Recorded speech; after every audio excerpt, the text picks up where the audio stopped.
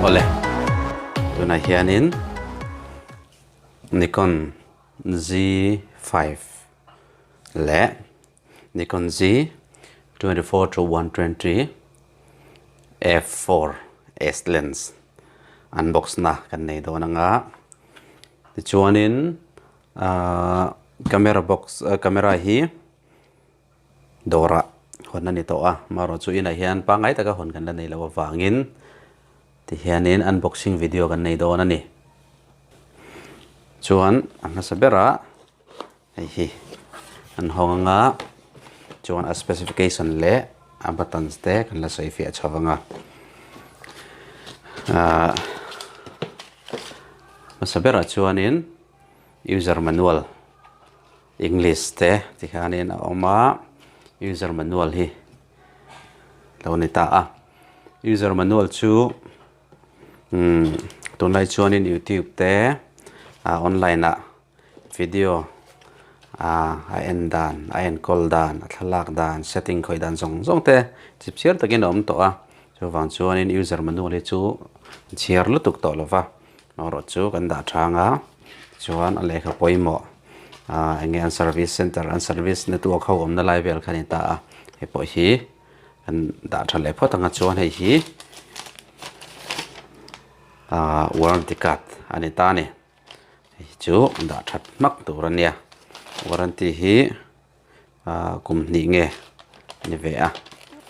chuan hei chu da thale photang chuan a camera open na kan nei don ani a box chu kan hong ta a khuana lo lang ta a ama sabera chuanin camera strap ania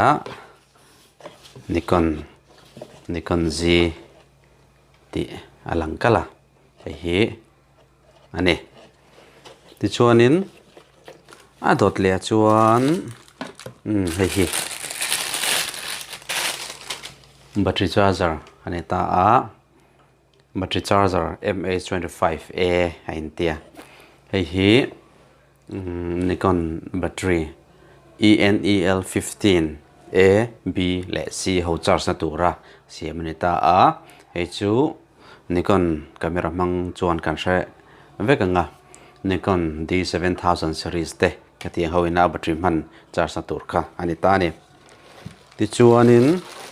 hei hi a charging cable khalo ni ta a charger vi na tur ani chuan hei hi USB type C le USB A ani ta a hei hi kan la soi fianga a camera hi in body a charge ani ta data transfer na man thei boka hei hi tangkai don khup mai chuanin heng ho hi kan da lenga chuanin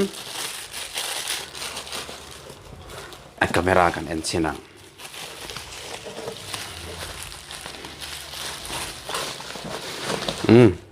a chung chu kan en to a chuwa chuanin a box hi chu kan da thanga a camera chung chang kan enang le hei hi Nikon Z5 camera chu lo ni ta ni body chau ani a lens kan la open le dona hei hi Nikon full frame camera chuan entry level ani ta a camera man tlom ani a mase thatak si ani chu en chiang don ani tiana body chu lo ni ta a dan tlang pui kan en thuak anga ta hianin mod dial oma chuan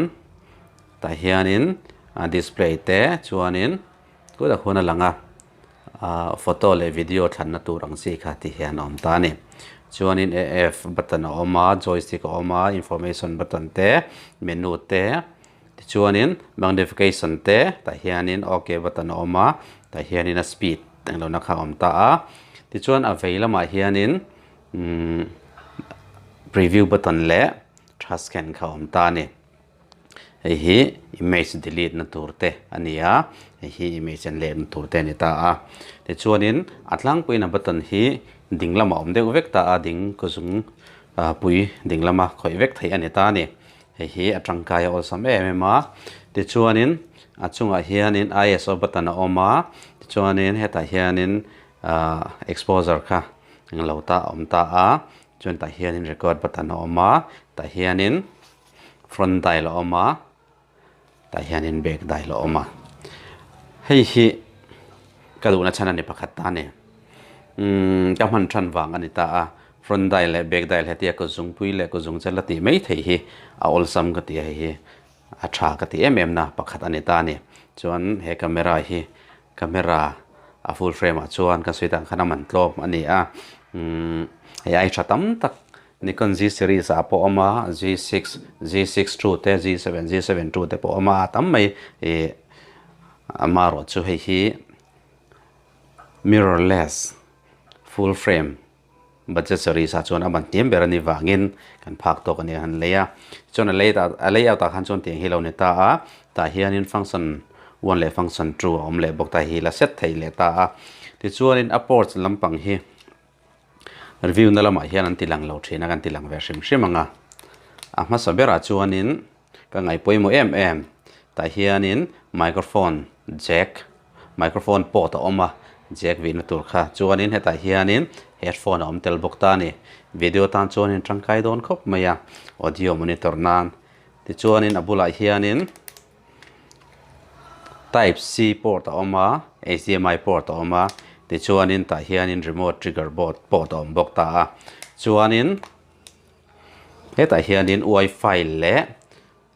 bluetooth logo anda bluetooth oma wifi in enge snapbridge apps mangkhanin ti thei don ta ni ti chuanin viewfinder hi ta hianin hi EVF electronic viewfinder ni a hi diopter adjuster ni ta hi voina kan boi tre pa athok te pon lo hre mai lova adjust dong khan po chu hreta adjust tur khani ta hi all sub khop maya ti chuanin heta hianin set turom le ta viewfinder chau nge monitor chau nge automatic in ti te kha set thei ta ni ka kha layout lan dan chu ni ta ti chuanin an hnuai lama hianin battery compartment a oma ti chuanin battery hi kan soita kan khan ENEL15 amang ta ni ENEL15C amang ta ENEL15 hi kan soita kan khanin Nikon D7000 series a khan man alo ni chho to battery thatak mai ni maro chu ENEL15A kha USB cable khana charge ve thei talowa B le C hi charge thei ta chuan chuanin tangkai tak tur ne ta ti chuan he camera ka du chan pakhat chu dual cast slot anei hi ni ta ni card pahni thun thei ta hianin cast slot 1 slot 2 da thei ta hi tangkai engemo overflow tan te tin lelampanga raw lelampanga JPEG in emotic khanin ati thei ta khami tan khan tangkai ti chuan nge abodi hian kan las a screen hi swivel anita heng ho hi hi ka du zoka still photography tan chuanin flip out screen hi athalu tuka screen bo protect thaya tangkai lu tuka maro chu handling tan hian hi kangai na sok thin ta hi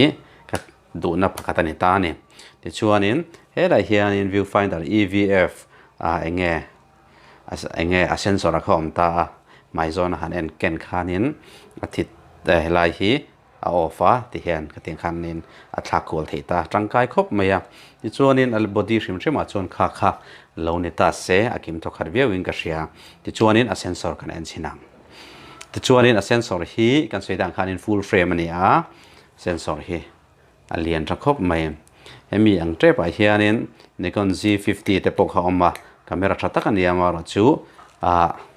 DSLR le mirrorless hrim hi som ka nei ve na tur ani to hi full frame hi som no gen upgrade ve ta chi ani chu ti chuanin kha abodi china chuan lo ni ta se lens hi enge ni hei kan en le photang hi a chom tel chu ni ta ni ENEL15C hi chom tel ta hemi chom tel hi extra battery tur chu ni ta ni tangkai khop me hi don na cheng sangli zakwa som common ania sangli zakwa som common hi free ta ni kan leila hian chuan kan leila hian cashback festive offer oma cheng sang rup ombok discount ombok ta ti chuanin hei hi kan en ve le chinang hei hi kan leitum mani lova ti teang kan budget apom lova kan soita kan khanin camera tatak man tlom te kha kan zonga maro chu kan du bundle la khanin om lo wang le kan du khan lens 24 to 70 f4 kha achomani ta maro chu kha zoom range kha toy khop maya tin s lens homa ni sela nghe bây say khá phạc lawa kan du tak zo 24 to 200 kha kan du maro chu stock om lo wangin hei hi kan lata kan bây say ain acha hei hi UV filter ani ta UV filter hi kan vu hala trend kha chuan an vu ngai lova an vu du lova a om ve renga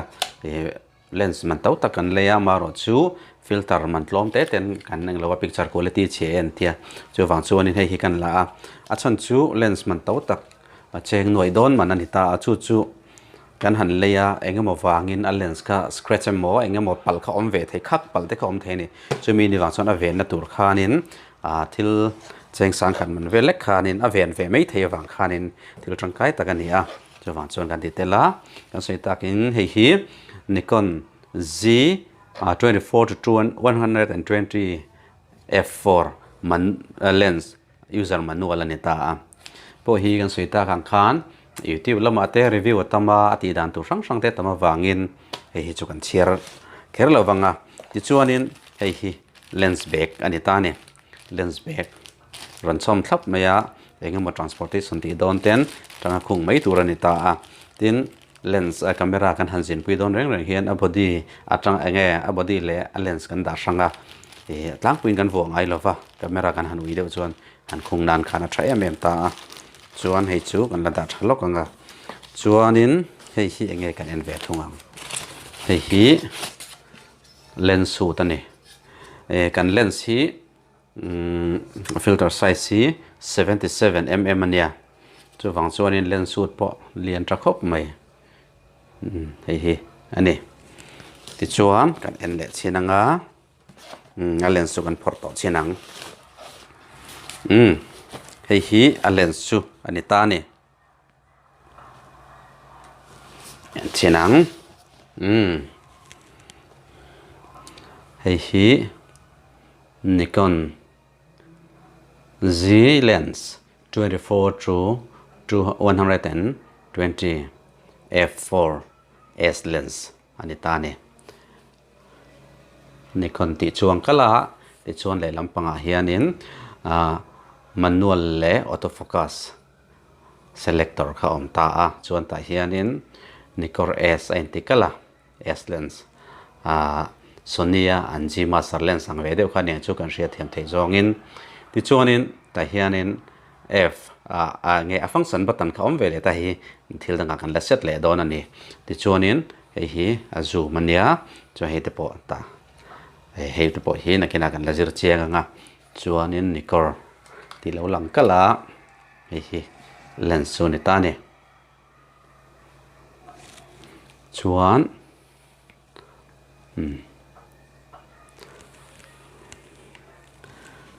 da le phatanga ti chuan abo ma hianin thil dang han en tur om to lem lova chu wang chuanin bom hi chu kan da thale ang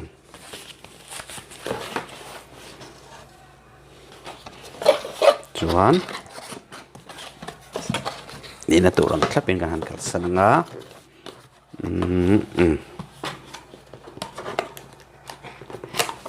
da son le phatang main chumi main hei hi aspect le aman vel chu ni ta lo bai na man in ziak em o in ziak mai lo ni in ziak mai tur ka nga ya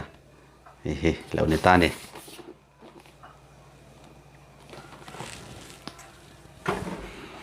ti chuanin a body hianin kan han mount chinanga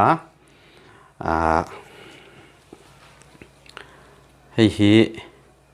hi camera body chuni ta ti chuanin a cap hi sana vir zong in kan han her thlanga open chuanin hei po kan han honga nga ti chuanin helaya avar hemi var om le bodya avar om hi azonin kan handa nga sana vir lo zong kan her thunga nga ari thleng kan hin vo felta tikhanin kan set up chu zota chuanin lens suit hi sunrise in a picture ati dang lam tu te sunflare se lo block tu ta na man kha ani rol in ka man tam na jok chu ka vuareng na chan chu lens protector atan ka mang na sa thil han khak palte han thlo palte ka tinga ven nan kha ni na tha em a chu wang chuanin lens suit hi chu nge in ka vuar thin a protector ka mana wangin chuanin ti zong hen kan han vit le a ni po avar ve zon turin kan han hera ti han lak temo ari khap thleng khan chuan avar ve in zon ta ti chuan hei hi ani ta ni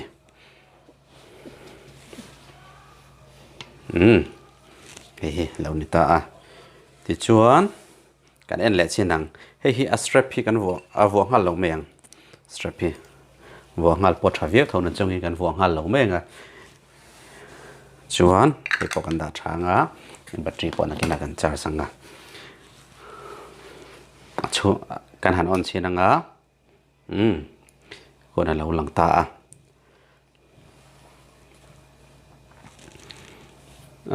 kan lei rol hian in Sony A7 III te po oma I dom khop me maro chu Sony hi kam hang fo thina nuam ka tia maro chu ka du lo na pakhat le Nikon ka du na chan pakhat tas focus hi awol sama nuam ka tia mi thalangai lo ta thlami lo laksak lok ro han lo min lo pe sak lok ro ti khanin Mizo na te an lo click ka o sam de khanin ti ve zung thei ta ni ti khan awol sam ve ta chuan tinga hian Sony akhanin touch focus ka thei thowa maro chu menu system a menu lai hianin a man ve thei ta lo ta chi kha duangin be se ya phalo de train chu wang chuanin hei hi kan du de kher na chanani a ai auto focus te oma ti chuanin hei hi abodi bi ka chuan abodi le lens bi ka chuan lo ni ta se ani phungtlang puya chuanin kan share vector nga camera lo thang chuan a megapixel hi 24.3 megapixel ani a XP6 processor manga ti chuanin autofocus point a hianin 273 ania chuan ISO hi 100 atanga 51200 thleng ani ta 4K thaya mara chu 4K hi 1.7 crop ani thung ta 1.7 crop ani chuanin 4K pa ngai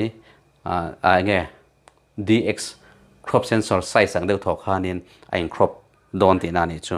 ti chuanin eye detection na ya still le video ne tangkai don emma wedding atan ten mangna sata thil thang sang an mang sata atlang puin Z5 hi chu photographers zinga ro po budget le ma enge aman tlom du deuh te hian kan lei tlang pui ta train AI thatam ta ko ma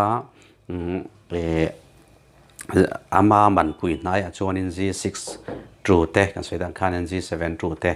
khanin om chho treu ta chung ho zong chu atha veka mara chu hi budget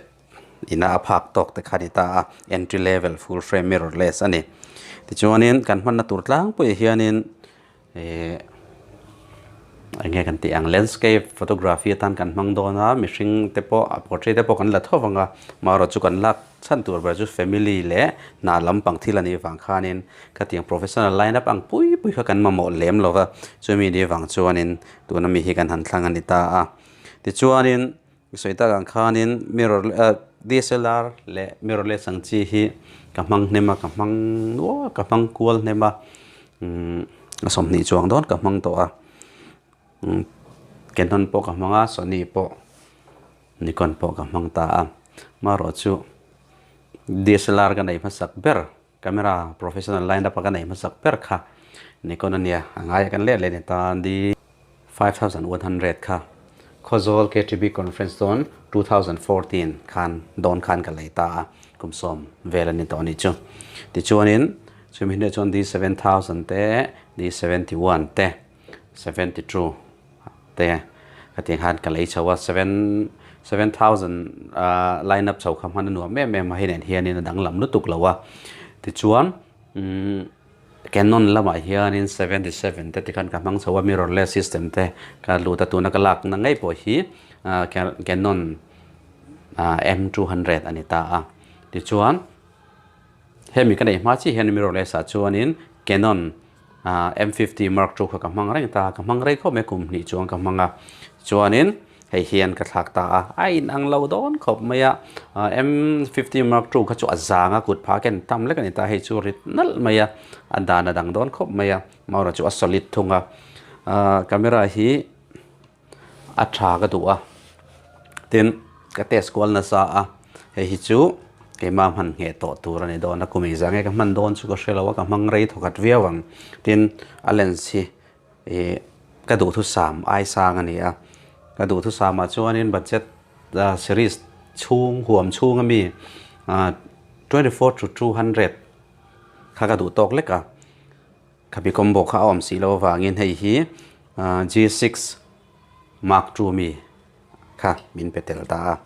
hi thakop maya kala zir chiang don na hi takin a chiang zo in kan la tar langanga ama shim shima chuan soi sel na om lova solid tha a du thu samani a ma ro chu focus auto focus vela chuanin Sony te Canon te chu atluk don lowa ma chu ka chiang ka lok sa ma ro chu still ka man ngor don awangin kha ka chon min ti boi lem lova tin engemo condition har sa deu team over ang chi video shoot te kan nei don lova family deu chu ani don awangin he chon min ti boi lo tura ka ngaya chuanin Nikon shim a hianin ka soita kan khanin engam chen ka mang to ka mang nem na sa Canon po ka mang kual thona chungin Nikon hi ka ngai na zok alani ri wanga ni mai na body le ame auto focus system te atas function te kha aman handling shim le menu system a chuanin Canon ka langai na bera maro chu picture quality hianin hi ka du chu wang chu ka man na chan ani ka khalai chen kha ni sela tho me